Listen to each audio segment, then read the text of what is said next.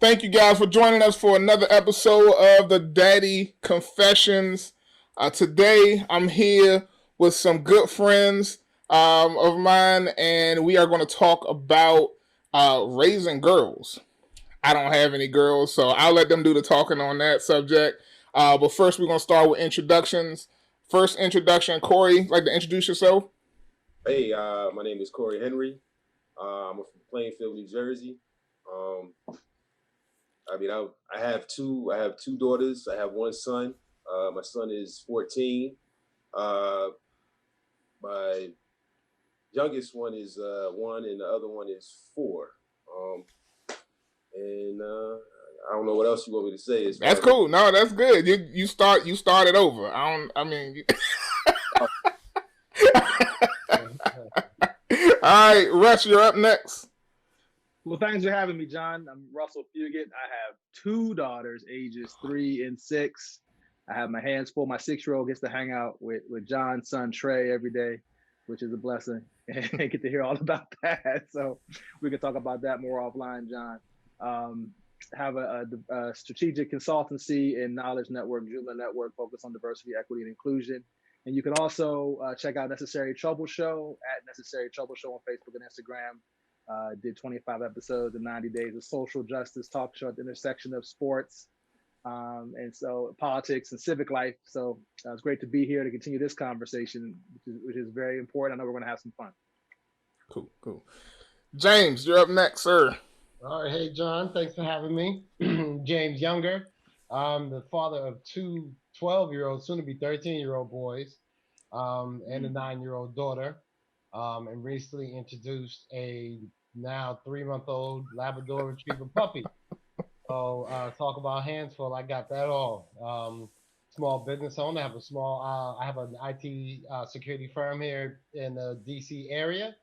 And as I've said, man, I'm busy raising these kids, running this business, and trying to keep my head on my shoulders. So glad to be here with all y'all and share what we know. Cool. Yeah, man. So you guys are definitely busy. I don't know. Corey didn't mention this, but he just got another dog too, right, Corey? Yes, I just got a Rottweiler, and she's a female, so I got her right here. Oh wow! Yeah. So Corey he had 2 other dogs before that, right? Yeah, I still got them. Oh yeah, I forgot about them too. I got 2. So he just throwing caution to the wind. He just raising all kinds of like that. You better than me.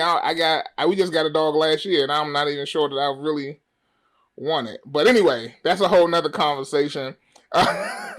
We here to talk about raising daughters.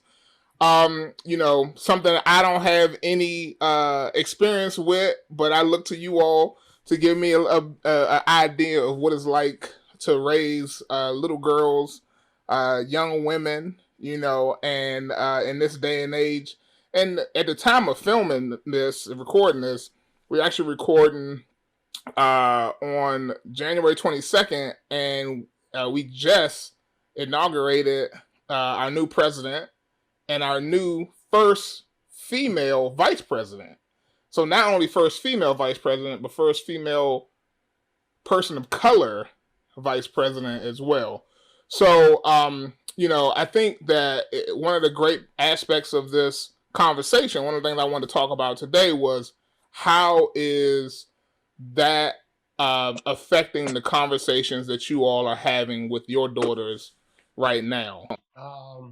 So this having a 9-year-old, there's only so much they're gonna really understand about the history of it all. But I think that's one of the kind of beautiful things that I'm seeing about it, that this is a normal for her.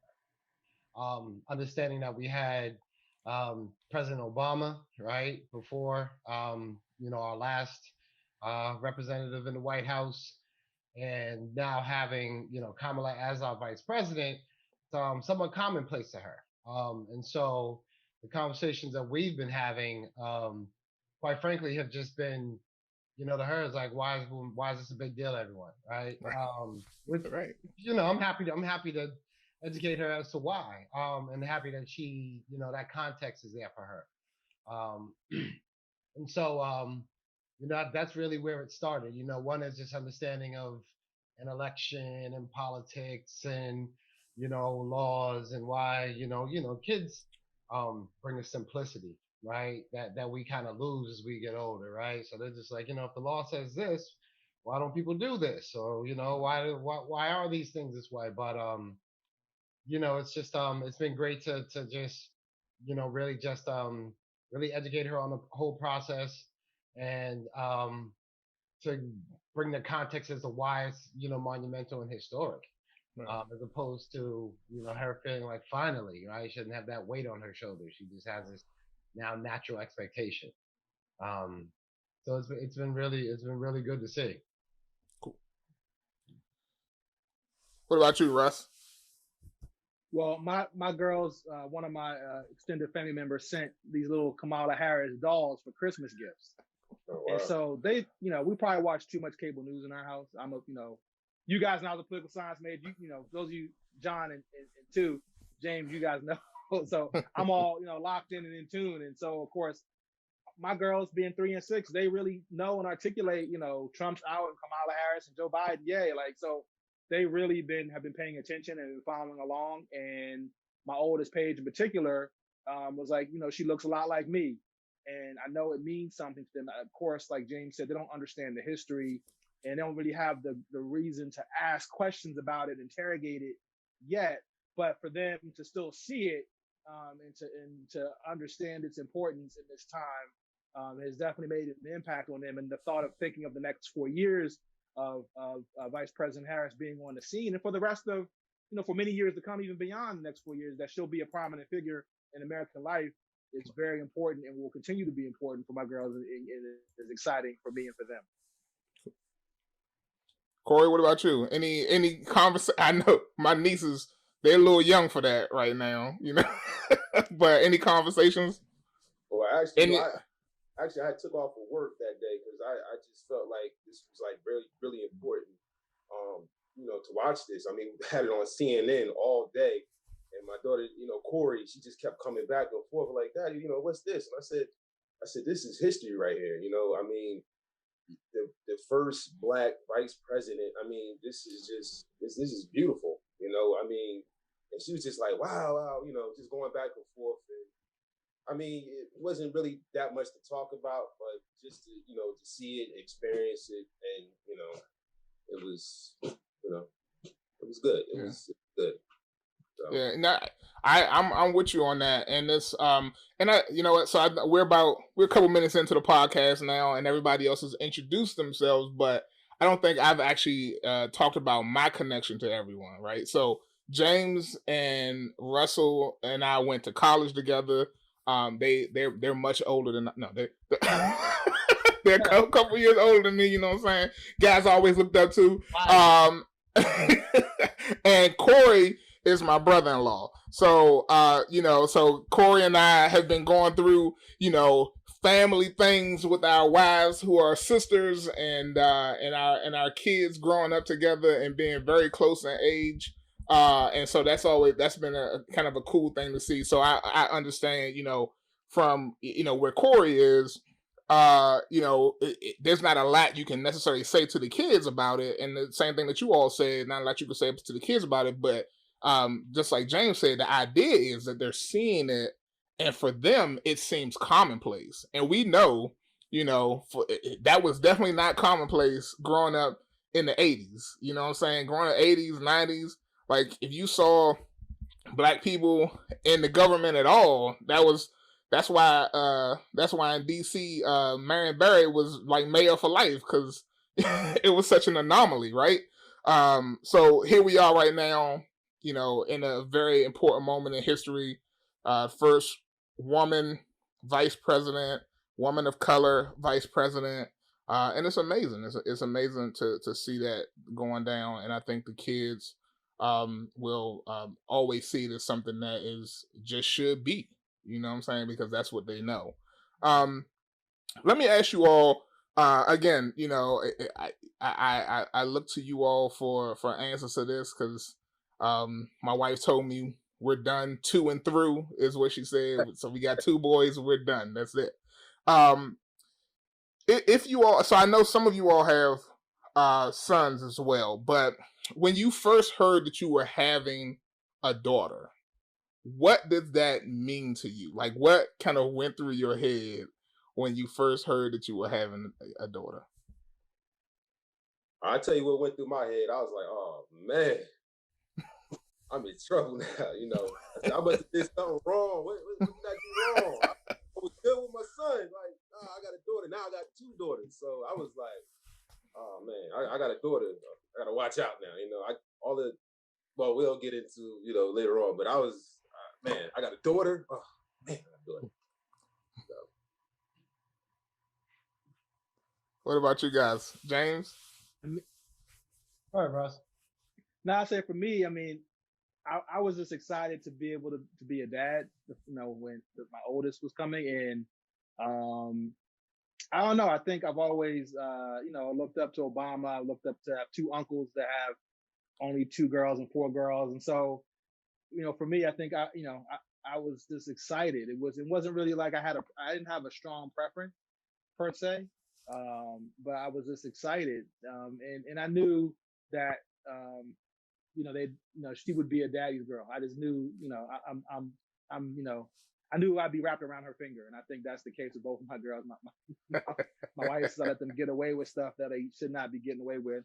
And especially in this last year of quarantine life, it's like, oh, she can't do that. Oh, I didn't, so I'm probably a little bit of a pushover in that way, but I just remember just the general feeling of excitement and of being a father first and foremost, really. Gotcha. Well, I kind of, I think wasn't my first, right? So we were hoping for a daughter. So one was happy we hit the mark, right? Because if it was another boy, I think there would have been some grief there with from mama. And I don't know, I might have 4 kids right now, or however many. That if we kept trying to get that daughter. But I will say this to your point, Russ, in that maybe I don't know if I was anticipating being wrapped around her finger, but ever since I've had my daughter, I've told all my friends and told anyone, I said, having a daughter is like the best girlfriend that you've ever had, right? Because you instantly see and feel this kind of sense of like, that guy can do no wrong, right? It's almost like you got this pass. Yeah, it's the one woman in your life that's going to give you, seemingly, right? Give you the pass, right? And then you also, I quickly realized that, and hopefully I'm not, stepping on any further questions, but I just quickly realized that, I was going to be her example of a man, right? And so, what I was, even and a little bit more so, the importance was a little bit different than it was with my sons. Because in one instance, they're going to emulate you. And I think, with her, hopefully that eventually she's looking at the qualities of a man, hopefully help him build up what she thinks she should see in other men, whether they're in a relationship or whether they're how they treat other people that she knows or whatever. But it just seemed like that importance kind of fell to me very quickly.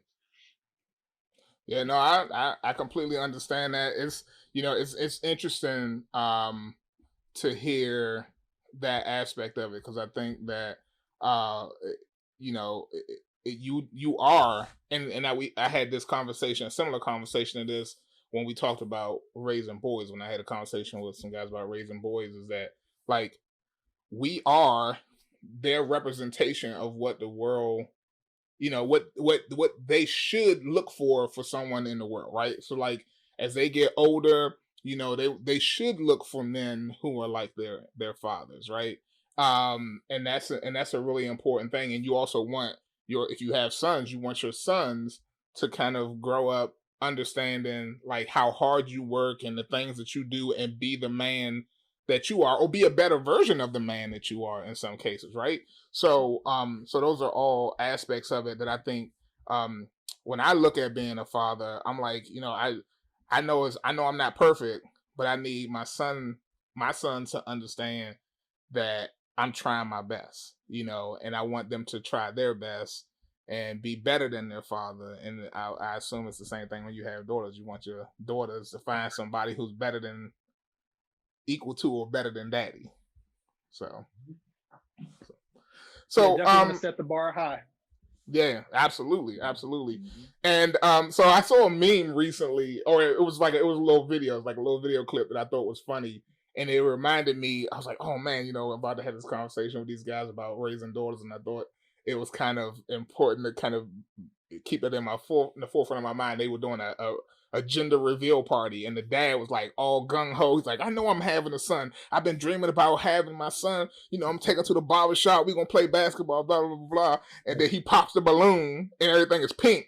And all of a sudden, like it's an overlay of this video of all these things that he hopes that doesn't happen with his daughter. Like, he starts seeing the videos of the Busset challenge. He starts seeing the video, you know what I'm saying? Like, he's like, you can see his face drop and he like get real sad, right? And I'm like, yo, I could only imagine what it's like to raise daughters because of some of the things that so very contrary to what we just saw in terms of our vice president, a successful, woman of color who is now the vice president of the United States. And then on the flip side of that, you got, images of the Busset challenge, you know what I'm saying? You got the Bachelorette or the Bachelor, even the Bachelor, like the Bachelor and the Bachelorette is crazy, right? I don't even watch them shows, but I hear things.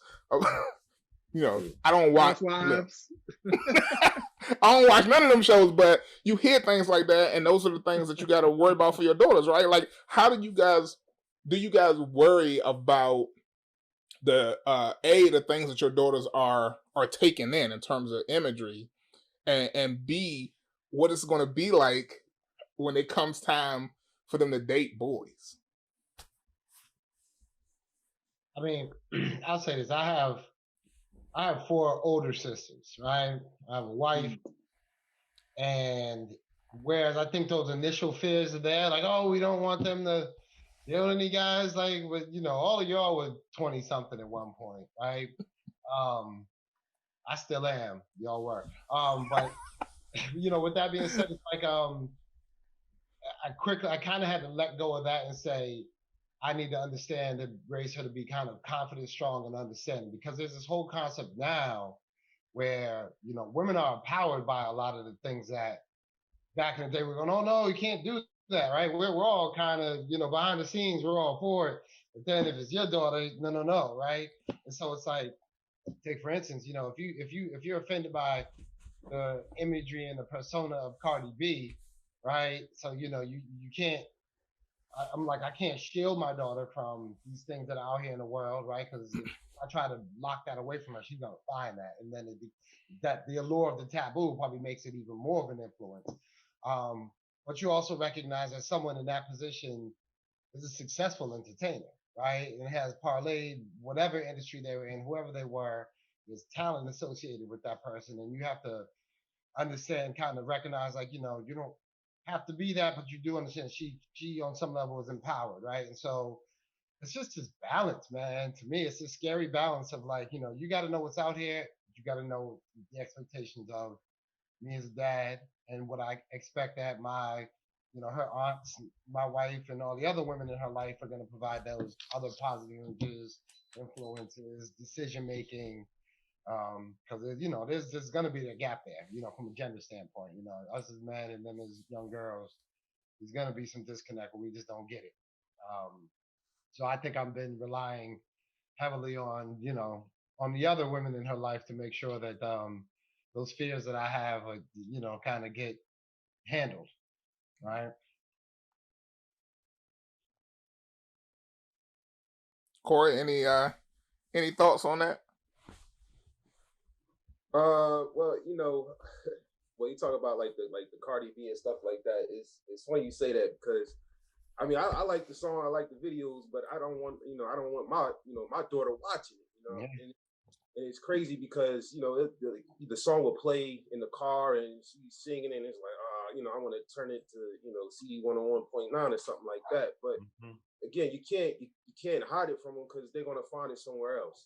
But you just say, listen, I don't like you listening to this song. This is the reason why I don't like you listening to this song.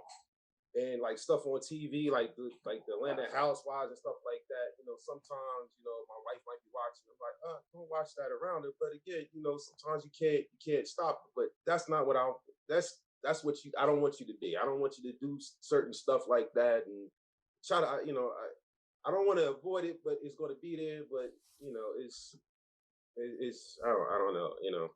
Right. No, and to me, it makes sense, and it's not even about like having double standards or anything like that. Like if it were my son, my sons is the same kind of thing, right? There's just certain things I don't want them to take in.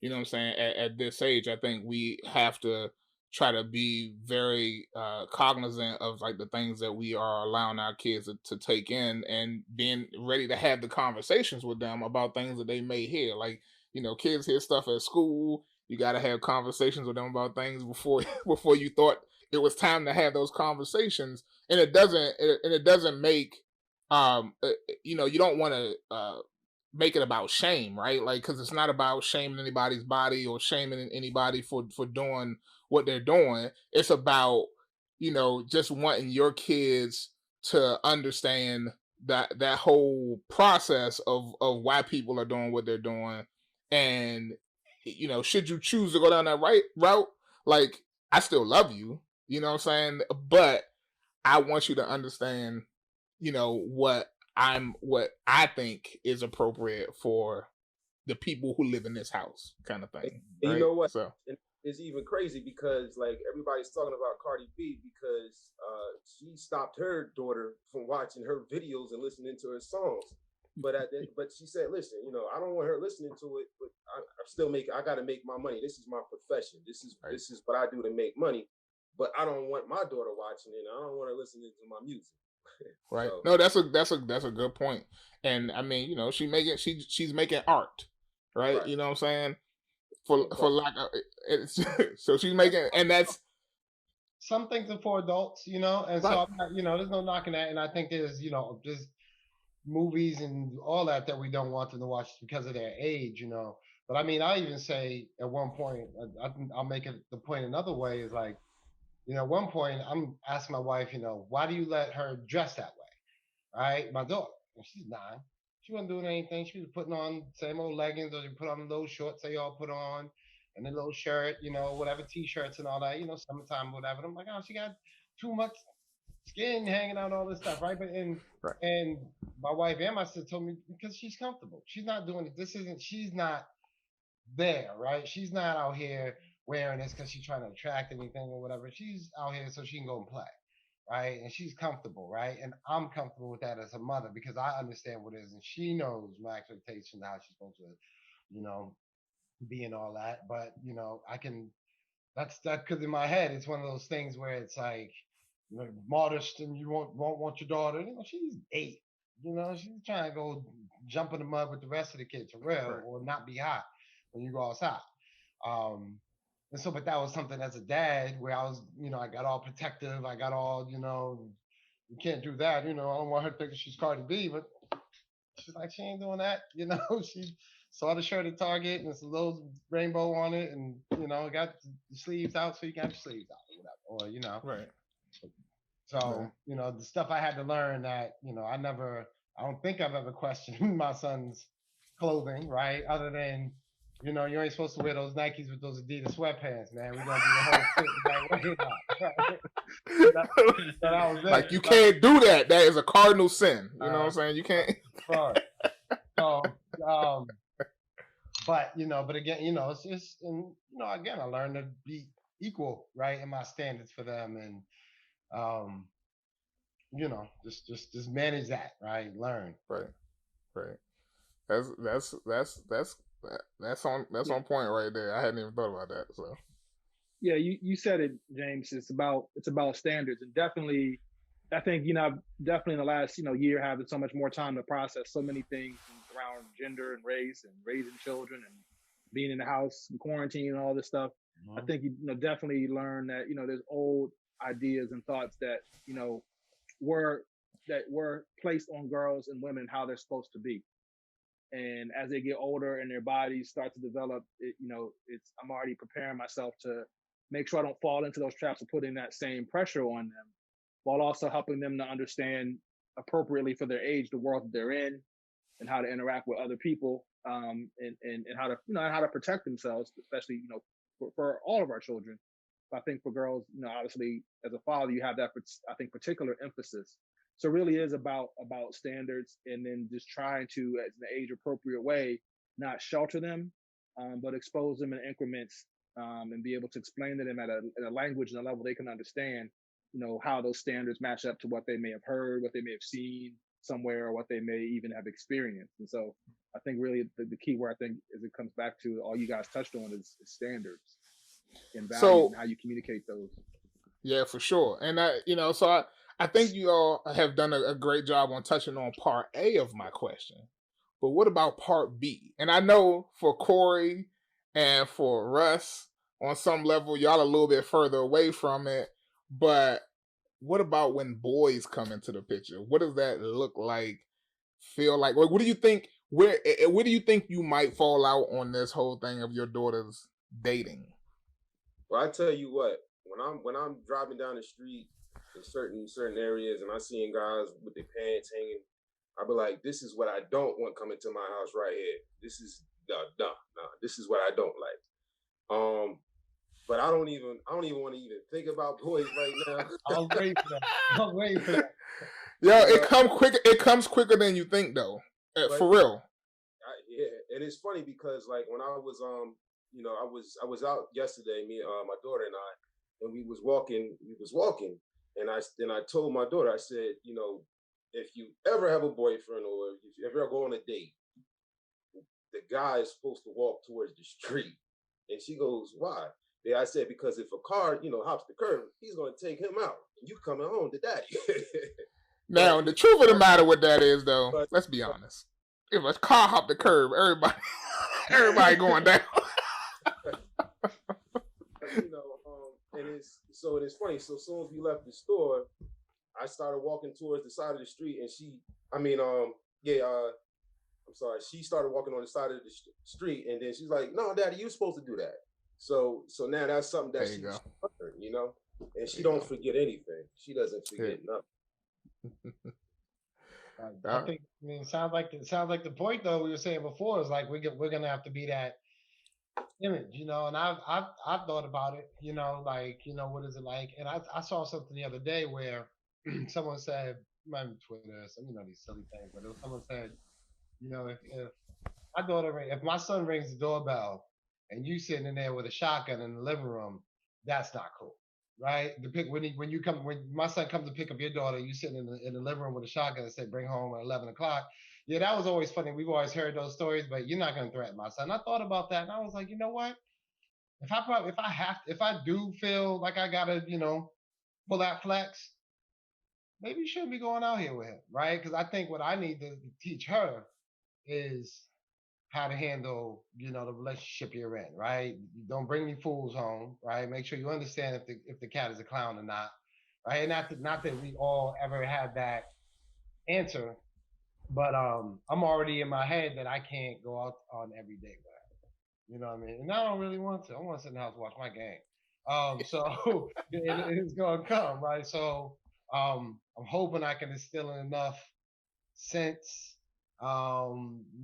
expectation of what she has here. Because one thing I know I've grown up and heard from other women is that, one thing that a lot of women say was, I never had any expectations. I never needed anything from a boyfriend or a man because I had a dad who showed me I got everything I need.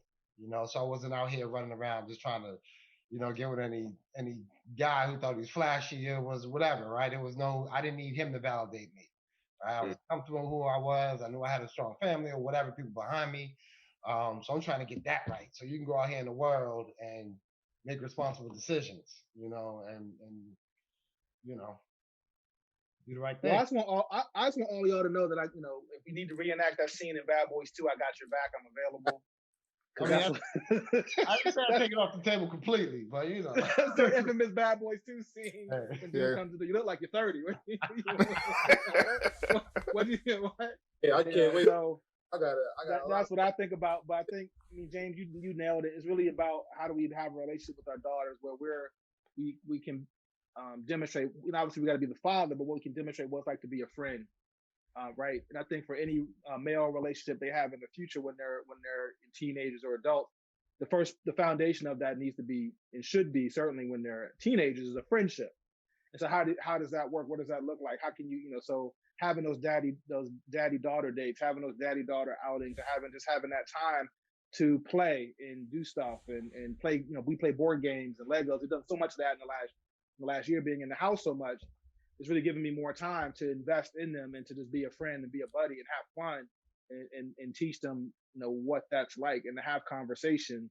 And so I think that's really and how you do it. At the end of the day, you realize that before long they're going to be their own little people by the time they get to be teens. There's only going to be so much that you're going to be able to really shape them at that point. So I'm really taking this time right now when mine are 3 and 6 to invest that now so that no knuckleheads come to the door and I don't got to act fool. Right. No, I hear that. Right down the street. I'll be there right there. Let me know. Yeah, that's real, and and it's funny because I said earlier, like it comes sooner than you think, and because when Trey was 3, he was in preschool talking about he was in love with this little girl in his preschool class. Like he still talk about her to this day. I mean, it's like not as much. He actually don't talk about her as much. There's another little girl who's caught his eye now. Wow. Sound like daddy. And I think her daddy might be on this call. But like I said, we gotta talk offline. We can talk if you want, bro. Yo, that blew my mind when I found that out. I was like, oh, I kind of saw it coming though. But Podcast over. This has been Daddy Confessions. but it comes quickly, and it's funny because I've always said for me, what I'm saying, I look at my boys and I'm like, we're lovers, we're not fighters, you know what I'm saying, like we could fight if we have to. He will fight if he have to, but that ain't where his heart lies. So I think any little girl that has my son in his life is gonna be, she's got something good. There you go. Just so you know, Russ. Keep that in mind. You're gonna be knocking on your son on 5 years. Our kids can't listen to this for at least another 15 years, right? They're so embarrassed. But so I know we talked a little bit earlier. You guys brought it up. I thought it was very interesting. I don't want to leave that on the table. The whole idea of being daddy's girls. So, what does that mean to you? Like to have? I know you kind of talk about a little bit about having your daughter kind of having you wrapped around her finger, or she can get away with stuff. What does that feel like on a day-to-day basis to you? Do you feel like you are being manipulated? Did you feel like, no, that's just my daughter? That's my daughter. Like how does that make you feel? Like how do you feel about it? And how does your wife feel about it too? I know my wife. She's pretty much on the 2 and 3 train as well. But I'm still like, not just like, come on, let's go for the boy. But I don't think that's gonna happen. I'm almost certain that's not gonna happen at this point. So I think there's a little bit where she said sometimes she wished she had a son because you have that, mama's boy thing. So I think sometimes my wife observes how the girls want to dote on me, and sometimes they want to spoil me and go get something for me and do stuff and snuggle up with me. And not that they don't do that with her, but it's just different. And so, she of course takes great joy in seeing that, but also, I wish I had a son, a little boy that would want to snuggle up with me. I think it's always the challenge is being is striking the balance between wanting to be that friend and buddy and have fun and be warm and tender, but also when it comes to having the discipline to drop the hammer, which sometimes I have to do to be firm and fair and not overdo it, right? Find that balance to not overdo it when they just are running them up. And so I think that's the challenge, is that having that relationship. And I've learned that sometimes they, especially after I've disciplined them, they may not be feeling me for the rest of the day or for a minute, But eventually, obviously, they come back around, and as they've gotten older, I'm able to explain what I'm trying to teach them as part of the discipline in that moment, or even to be able to humble myself in a pod. I didn't need to yell as much as I didn't need to yell that loud. I'm sorry, I didn't, and then if I really upset them. So it's that balancing act, it's that tension that I think you have to just manage with them and try to model the kind of man you want them to be around maybe in the future.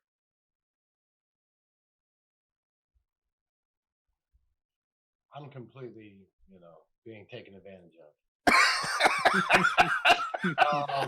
Admittedly, and nothing I can do about it, honestly. So I said I got a puppy because she wanted a puppy, and I'm training myself not to say yes to everything or to.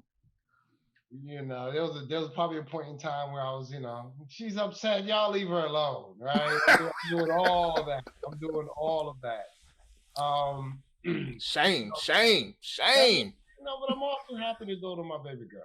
That's maybe it's me. And I think, mom sees it, but mom gets a fair share of favor too for the same reason. But yeah, I feel powerless, man. I won't even lie. I mean, the little girl asked me, and I felt bad because the other day I had to say, you gotta stop asking me for stuff, okay?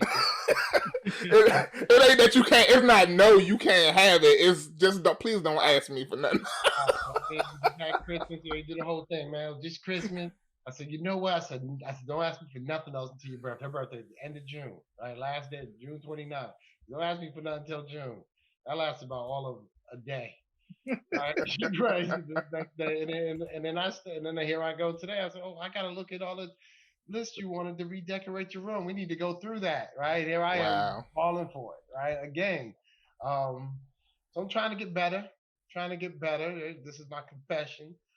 Man, it's hard, man, because that's her. That's your girl right there. So as far as I'm concerned, I want to have that, the best of my ability.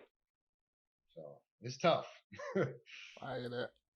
Well, for me, it's funny because like every time I go to the store, I try to play the hard guy. Like, you know what? Before we go in here, it's no. Touch nothing. Don't look at nothing. It's no. And then I know she's walking out with like 5 items that I bought. And then after I said no to it, so I guess I'm wrapped around her finger and stuff like that. But it's as far as like the discipline wise, I let my wife handle the discipline. But once it gets crazy, I say to G, I'd be like, you want me to pull a juice card? Because all I gotta do is just say stop, and they stop. They listen, so they know when I say stop, it's stop. So but the discipline, I let her handle it, and all I gotta do is just raise my voice. It sounds like Sam Kennett sometimes when I'm in the house, like stop. But we get it done. But our daughters is good, and then they do have me wrapped around their finger, especially the youngest one now. She's just I just melt right in their hands. Whatever she points at stuff. She's not talking yet. Corinna's off the chain. That girl's off the chain. I'll call her Pebbles from the Flintstones, like Pebbles and Bam Bam, because she's very destructive and she can break anything. But that's my baby right there, and So it's interesting because I think about something you said, Corey, about the idea of like when you say stop, they stop. And I've had this conversation with my wife before, and she doesn't believe it, and I haven't. I'm like, one day I'm just gonna record it. You need to see the house is completely different when you're not home. Like if the kids know the difference, they know when daddy say stop, it shakes the whole room. Yeah, but in general, like I think they just react differently when like either both parents aren't there or when mom's not like it just I mean I can't. You guys tell me, have you had that experience like when it's just you and the kids, like it's just a completely different kind of experience? Oh yeah. Like my boys are like I can almost get through like a couple hours where it's almost quiet. Like they don't even hardly say nothing. Like they just doing their own thing. You know what I'm I saying? don't They believe off that. doing their own thing. What'd you say? I said, I don't believe that. No, no, seriously, it's crazy. It's crazy because it'll be like they'll be kind of in their own space. They'll be doing their own thing. They'll come in, check on me. I'll check on them or whatever. And then when my wife come home, it's like a 3-ring circus. Like everything get loud, it go crazy. I do get a little upset because they meet her at the door. Like they go to the door and say, "Hey, mommy," they miss her. But I'm like, yo, what am I, chopped liver? You know what I'm saying? I've been Like here for 2 hours. Yo. Look, talking about they over there quiet. They over there shaking in their boots. They're not making no noise in 2 hours. So I mean, yeah, it's interesting. All right, well, you know what? We've been talking for a little while now. I really do appreciate you guys doing this for me today. I do want to ask you one last question. And the question is, what has been the most interesting thing, or the thing that has kind of uh had the most impact on you about being a father to this point in your life, right? So you guys have been fathers for different lengths of time. You've been experiencing a lot of things over those years, raising your kids. What has been one of the most impactful things for you about being a father?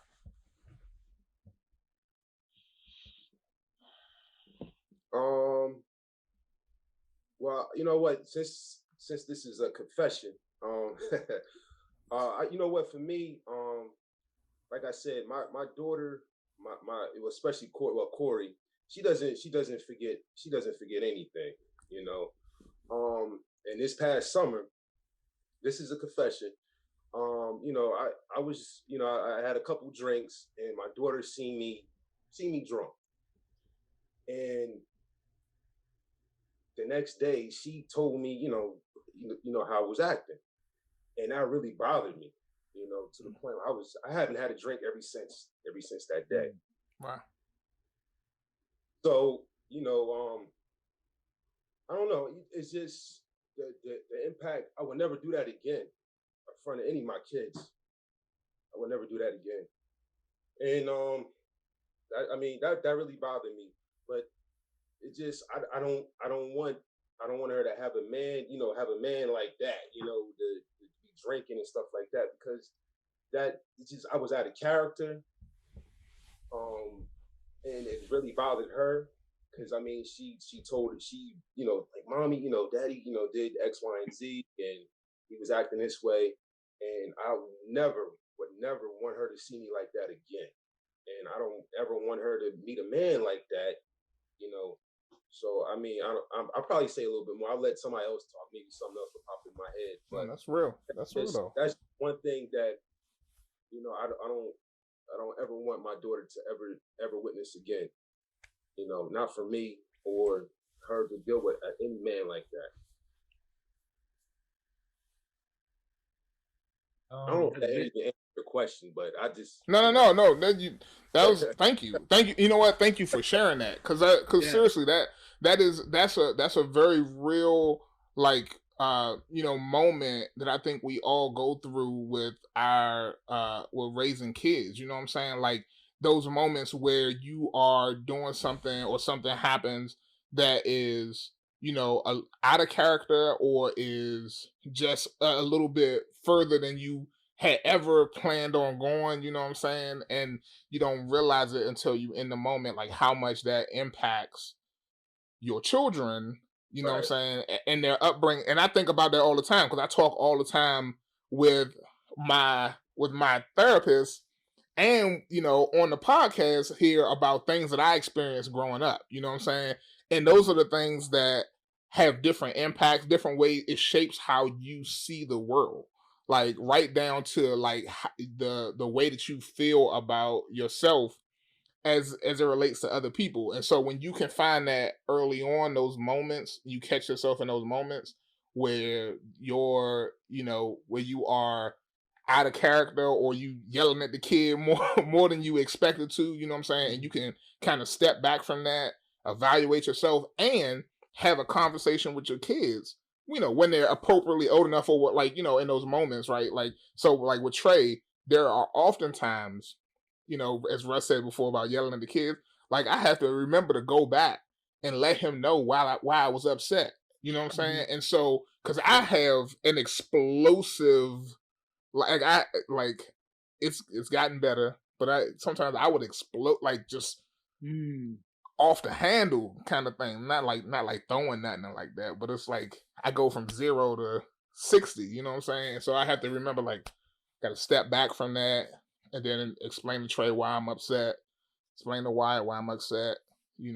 What happened. I shouldn't have got that. Being able to kind of go through those pieces is truly a part of growth as a parent, but it's also part of our being able to have open and honest conversation with our kids as they're going through emotions and things that are happening in their lives as well. You know what I'm saying?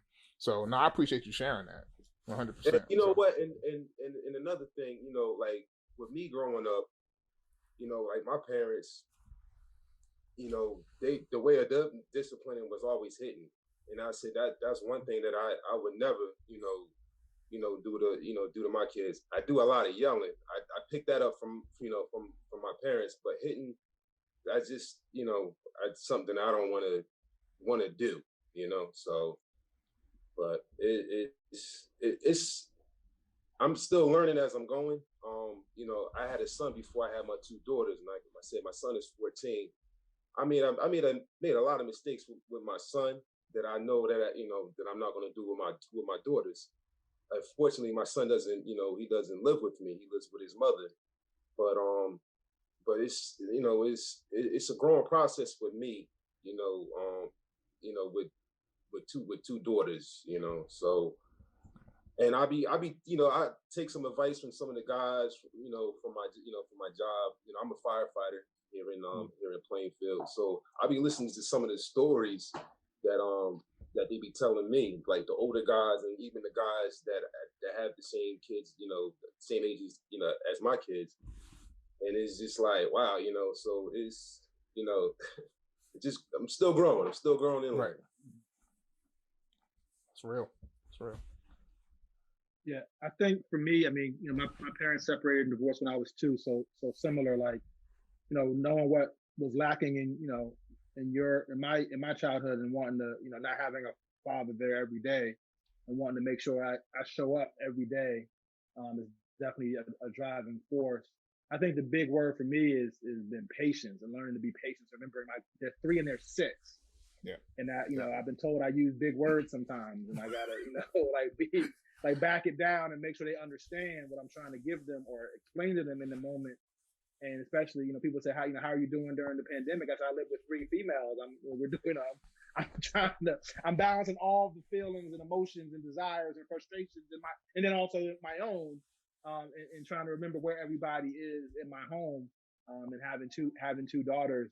I think the biggest thing I've learned in terms of how to grow is how to be patient, and then how to just slow down, and make sure that whatever I'm communicating, whether it's even verbally or through my tone or body language, is what I want them to get, in that moment. And then in the times when I'm not perfect, like you said, going back and explaining, and even like I said earlier, apologizing if I missed it, if I overreacted, if I upset them because I didn't use the right word, or I gave them a look or something that was upsetting and wasn't justified. To be able to be human to them, to not be I'm perfect, everything I say is right, everything I do is right. No, but I'm trying to love them and be the best father I can, and be available and be vulnerable with them. I think is another way, going back to our earlier parts of our conversation, of showing strength, and the kind of men I hope they'll be attracted to, as they get older. Yeah, man. I think I think probably the biggest thing, I definitely agree with both Corey and Russ just said.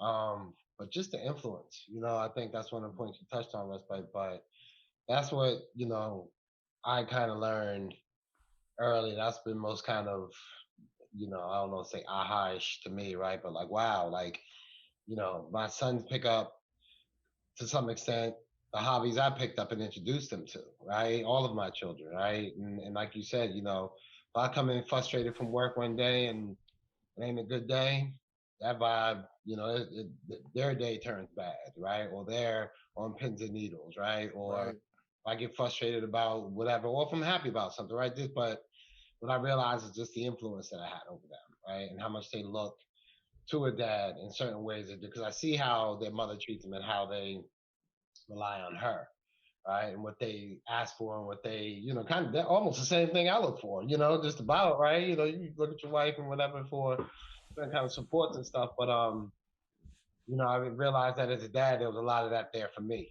to offer them, right? It's not just, let your wife raise the kids. If you're there and you're present and you're doing things, I've often asked myself where I got my ethic to do some of the things that I did or do now. Like I don't remember being kind of taught to do these things, but obviously the influence from my dad and the other men that were around, um, you know, rubbed off on me, right, in that capacity, and it's translated. And I think also to your point, rest of the things I learned from just the situation I had with my parents, right, how their relationship was, and um, things like that. Yeah, so that influence has been huge. Definitely eye opening. Yeah, man. That.